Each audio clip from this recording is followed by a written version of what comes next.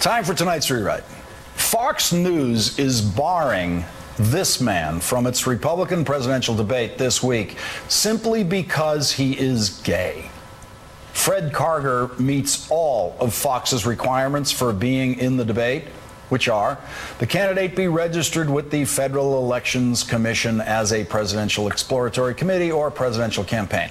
The candidate meets all U.S. constitutional requirements and has garnered at least an average of 1% in 5 national polls based on most recent polling leading up to the registration day. Karger's campaign cites 5 polls, the most recent, a Harris interactive poll, which saw the candidate tie with Tim Pawlenty at 2%. Karger has also placed at 1% in 3 polls, one of them a Fox News poll, and just under 1% in a 5th. And to reiterate, Fox's own rules call for an average of 1% in 5 national polls, and the 2% showing in the most recent Harris poll gets him there. But Fox News knows that Fred Karger is openly gay, and Fox News is not about to let an openly gay presidential candidate in a Republican debate.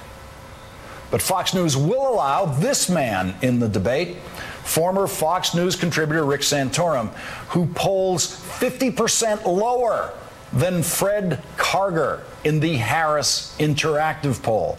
Santorum, of course, is not openly gay, but he is deeply confused about human sexuality and has left many of us concerned for his mental health when he finds himself irresistibly drawn, at no one's prompting, into discussions of gay life.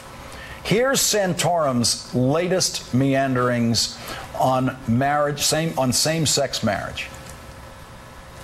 I can call this napkin a paper towel, but it is a napkin. Why? Because it is what it is, right? Okay, this is the American politician at his worst, right? When a politician is trying to go all kitchen table on you and pretending to know the price of milk or what we do with napkins and paper towels, that's the way they try to sound connected to us. But it always makes them sound completely alien. Only a politician could think there's some big difference between a napkin and a paper towel. I can't remember the last time I bought napkins, but I buy paper towels all the time because I use them all the time as paper towels and, yes, as napkins. Sometimes folded like that, sometimes not. The paper towel is the napkin of choice in my home and always will be.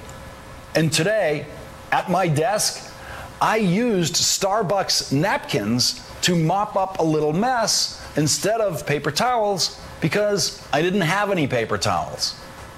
That's the way America really lives, substituting napkins for paper towels at will, whenever it makes sense. Someone who has no comprehension of the American relationship to paper towels and napkins has no better chance of becoming president than an openly gay Republican.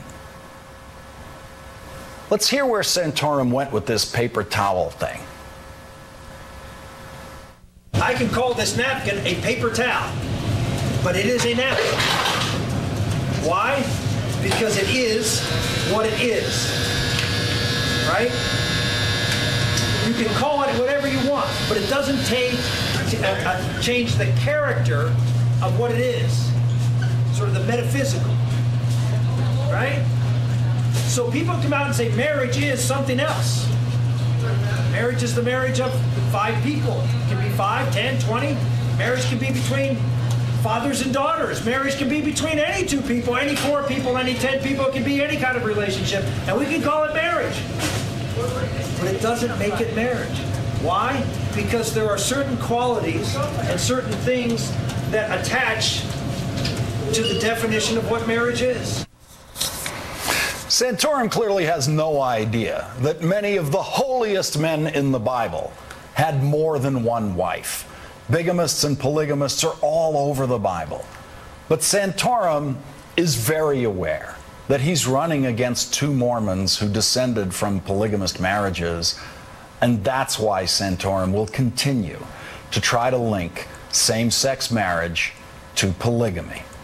Classy guy, Rick Santorum. Rick Santorum's political career will be ending soon.